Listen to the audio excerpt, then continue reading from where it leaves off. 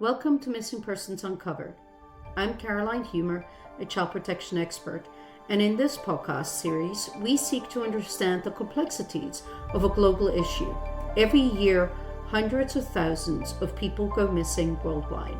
I'm Karen Shalev, and I carry out research into missing persons at the University of Portsmouth in the UK.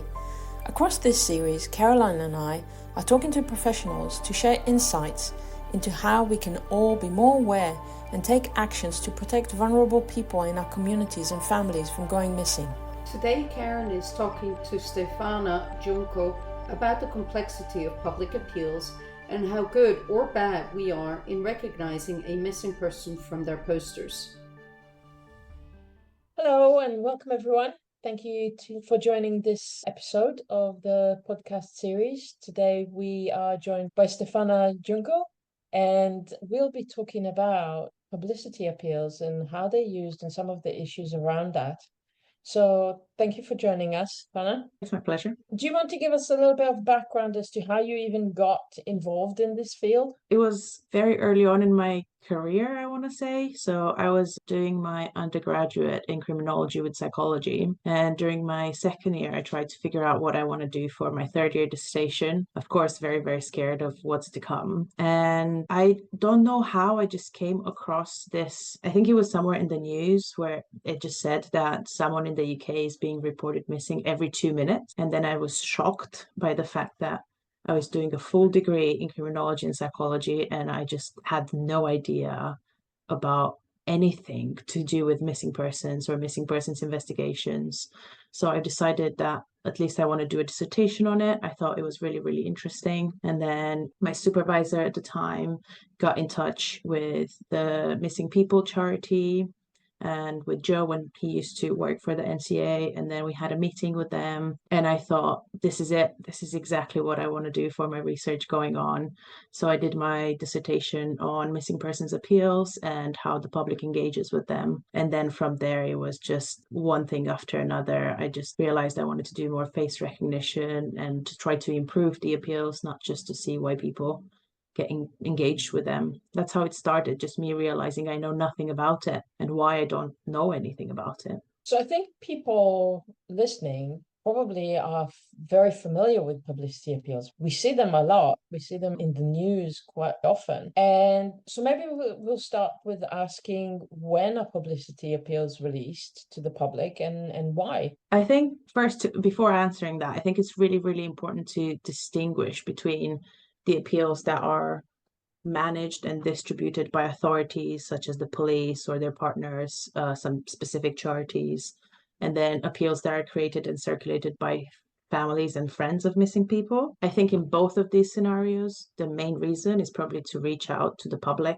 and ask them to help, to be on the lookout for this missing person and to contact the authorities if they know where the missing person might be. And then it's also another why would be to try to get in contact with the missing person themselves, to let them know that people are looking for them and caring for them. Although saying this, in some cases, it might actually make it harder for them to come home. So it's very, very tricky to know when, on top of the fact that they need to get to terms with why they went missing and what's happening while they're missing.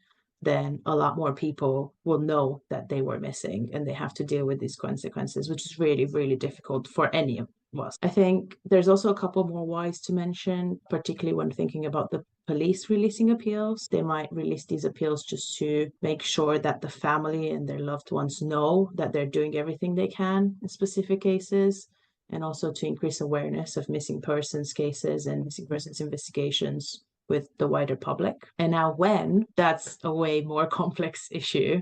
It's really, really hard in a lot of cases to estimate when the right time is. It usually depends on the amount of information that you have to conduct that investigation and the investigative practices that are used, which are really ultimately used to try to conduct a risk assessment, which is just a way of measuring how severe the case is and how likely a harm is in that case. And then based on that risk assessment, you would decide when the risk is higher or outweighs the consequences of releasing this missing person appeal. It's really, really difficult to say in general. It really depends on a case-by-case basis, which I'm sure you've heard and said a lot in this podcast. Some forces or some charities only, for example, release appeals for high-risk cases. And I think we need to consider some of the consequences when trying to estimate when. So one of them would be just the need for additional resources. If a case becomes very, very highly publicized, releasing an extra appeal might mean that the police has to have enough additional resources to deal with the incoming attention or incoming number of sightings. Of course, this is, again, from a policing perspective, families and friends might release the appeals anyway, but it is something that families and friends should still consider, and they should probably never, ever put their own phone number on the appeal. And this leads me to another consequence, which is just the fact that appeals can sometimes increase the harm in specific cases. Specifically, if there are any vulnerable people while missing, they could increase the risk of exploitation. There's a lot of things to consider when trying to realize when. The final thing is just the digital footprint that the appeals create and the right to be forgotten. This is something that we refer to as the right to be forgotten, particularly online. But it's really, really difficult, if not impossible sometimes, to delete all of the information, especially if a missing persons appeals has been released on social media. There's this ethical issue to consider that once you put that appeal out there, the information will probably still out there. And then when the missing person is hopefully found, they will have to deal with this consequence for the rest of their life. And the families might have to deal with some trolling or cyberbullying while the person is missing. So there's a lot more than just finding the missing person that needs to be considered. It's what's happening with the appeal at the larger level. Let's talk about how are they created, and is there logic to how they're designed? I think there's some sort of logic to it, but at this stage is mainly based on previous experience and obviously a bit of common sense rather than a lot of empirical research. It really depends on who's creating them again. I think about the members of the public. When you go out and you see, for example, posters and things like that, they tend to look the same, just the image of the person is different, right? Because it's a different person. But there seems to be like a template. Is there logic to it, or is it just because somebody decided to design it that way? I think the research at the moment, we're still trying to figure out exactly what should be included. There is logic to it, as in an image is better than no image. There's a little bit of research specific from my previous PhD research showing that having the name in there should improve the effectiveness of the appeal. Although saying that, we only looked at first names. We're still doing research now trying to look at the effect of both first name and the surname together with you, which is great. So there is some research about it. But when we think of other information that might be included, the public might notice that depending on who's distributing it, for example, if it's a specific police force rather than the missing people charities, some more information might be included. So, for example, they might say what they were last seen wearing or some sort of distinctive information or a distinctive feature. We're still trying to see if this extra information helps, but from theoretical reasons, it should help because it gives you more things to go for. For example, if you have a poster with just one image versus several images, is there any evidence to say that several images are better than one? Yeah, for sure. So there's some research showing that, including in our research, we looked at 3 versus 1.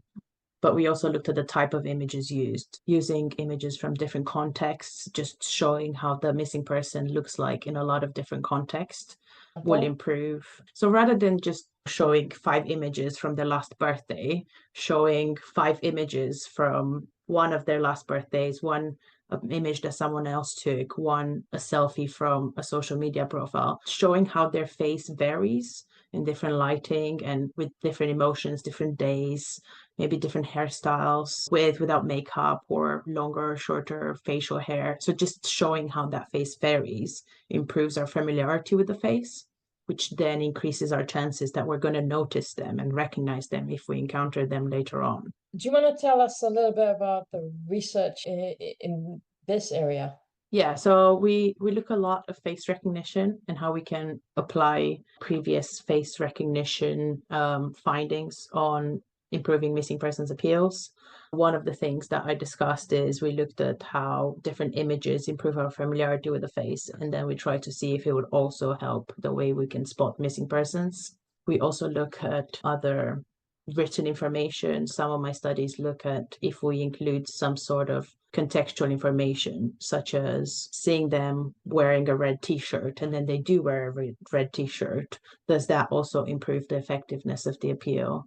I also, as I said previously, I've conducted some research on public perceptions of these appeals to see why the public engages with these appeals on social media.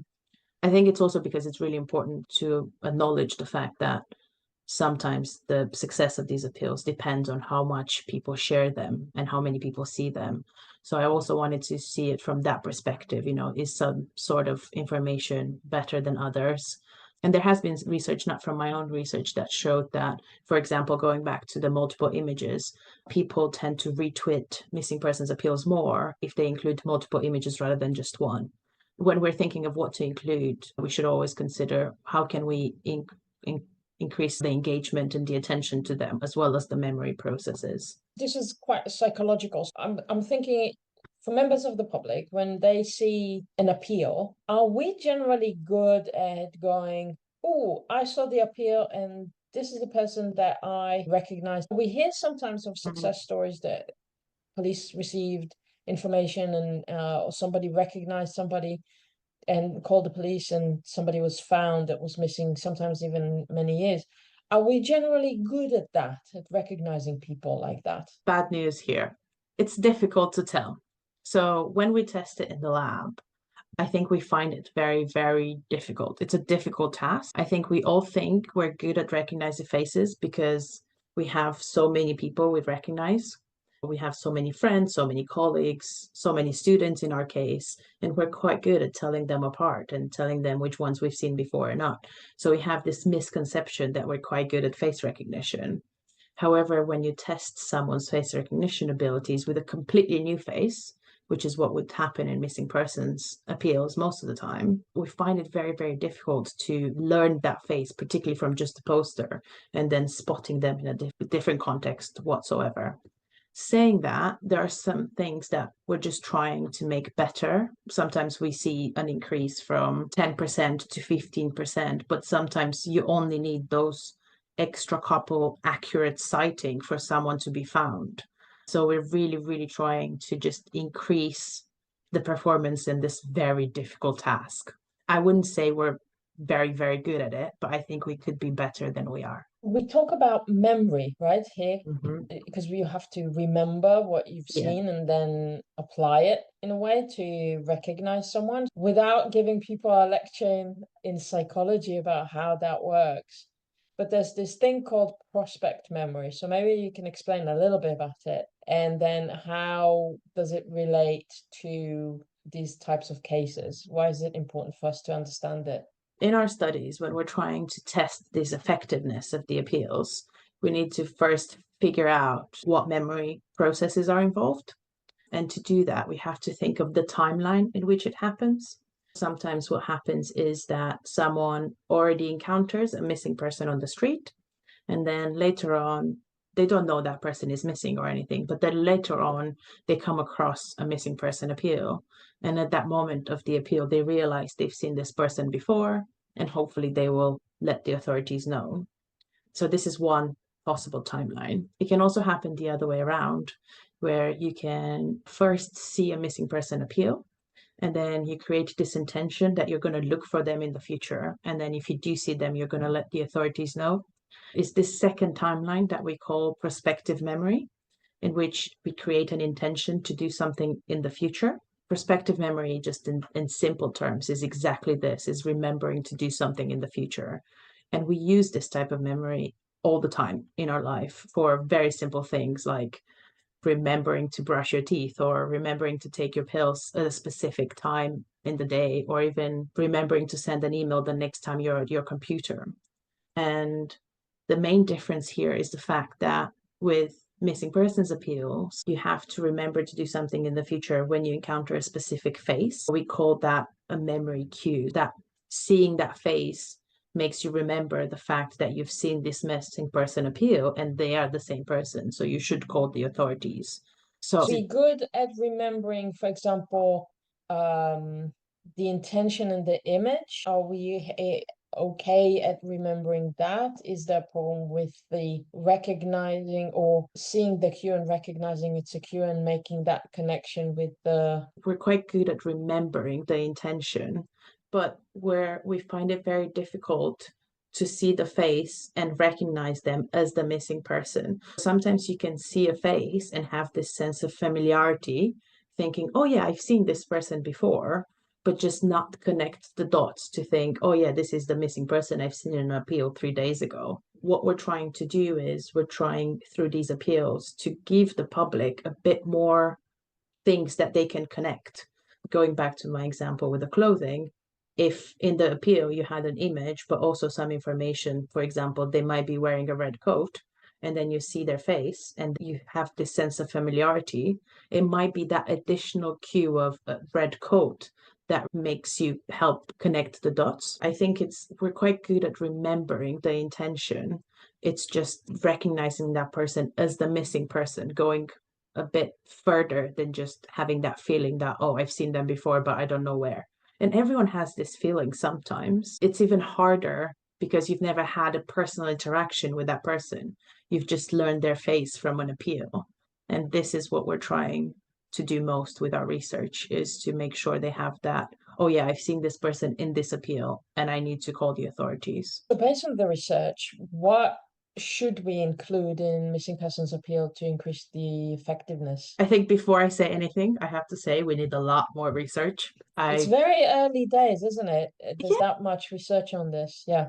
It's, when I started my PhD, I've only studied prospective person memory for my PhD. So this was my entire life for a few years. And I remember in the beginning, I think there were less than 10 papers on the matter.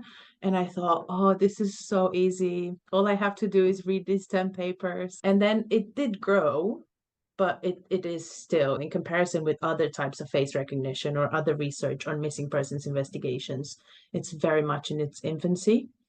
Based on the little research that we do have, I think one of the first things we discussed, including multiple images, is probably a very simple one. It's good because it improves our memory of the face, but also it improves the attention to the appeal. So if you walk by in a supermarket and a missing person appeal has 3 images rather than 1, it's more likely to draw your attention to it. I think some other information, such as the location or where you might encounter them, can also help. There's been some research in the US showing that increasing public's expectation that they're going to see this person can double the percentage of accurate sightings. Most of the time, I think people who encounter these appeals, they have this very low expectation that they're actually going to encounter the missing person later. And this is why, even if they have that sense of familiarity, or even if they see the missing person, they're not confident enough to report a sighting. Anything that we can include to increase this expectation. In the experiments, what they did is they told people that the people they're on the lookout for can either be on campus or in the library. Obviously, both of the informations are correct, but when you're in the library, your expectation to encounter that person is a lot higher. This extra location information is just an extra cue to help you connect those dots.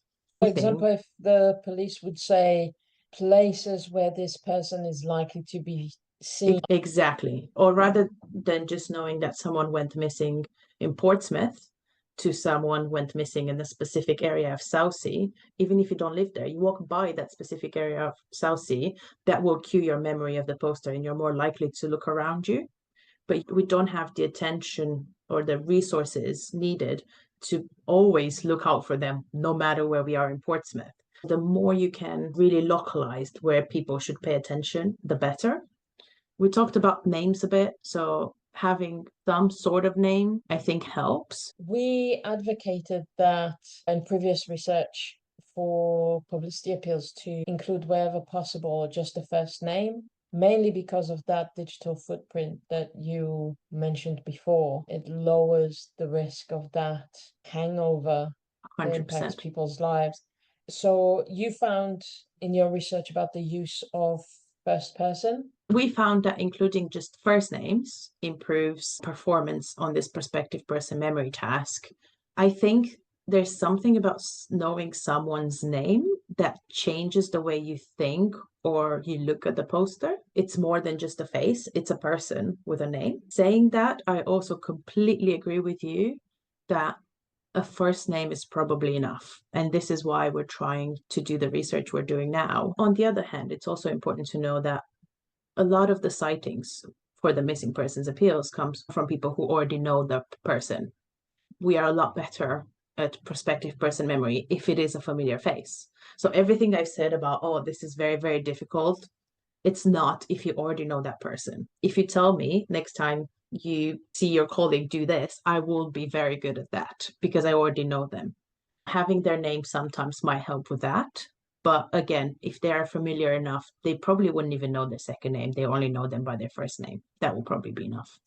More research needs to be done. I think there's also been some research showing that the more appeals someone sees, particularly if they look identical, the less likely they are to look for any of those people.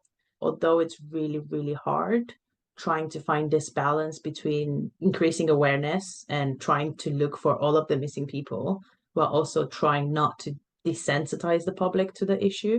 I think that's very important and very difficult. Don't ask me how. Mean if there's like a weekly appeal, is that what you mean, that there's like the fatigue?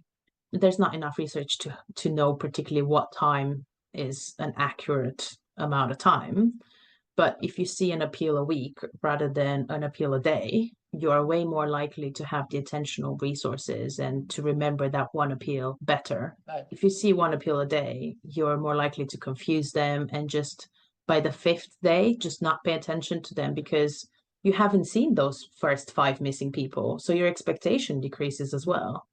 For the general public, I would say too many appeals are probably more damaging to each individual appeal. What should people be aware of or do when they see a poster next time of a person missing that can actually help them improve their own recognition? Probably the hardest question, this one. Just trying to engage with the poster and just trying to read the information, look at the images and just try to create links.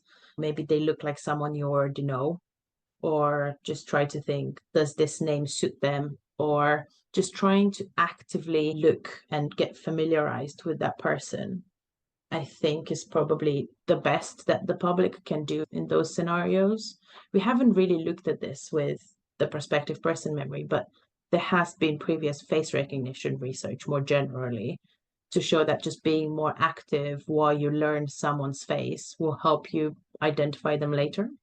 Just trying to actively engage with it. And we are running some eye tracking studies. So we look at the way people look at these posters and we're trying to see if some people are just better at the task. So then maybe in the future, I can answer this question better. Maybe some people look at them differently and they are better, but we're still collecting data. I think, honestly, there's so much you can do as the person who just sees the poster. The first good step is just stop and have a look at it rather than worry about your day-to-day and walk by and you did see it, but you didn't really take it all in. I think that's probably the best advice. Excellent. Thank you very, very much. It's been really interesting and helpful. Thank you for joining us today, and thank you, Stefana Juncu, for sharing your expertise into public appeals.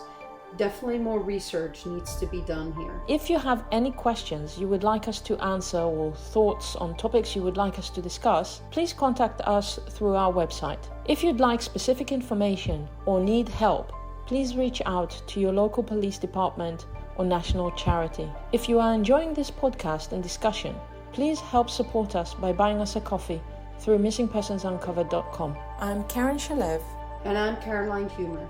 Thank you for listening. Join us next time when we talk to Brian Frederick about LGBTQ+ community and some of them going missing.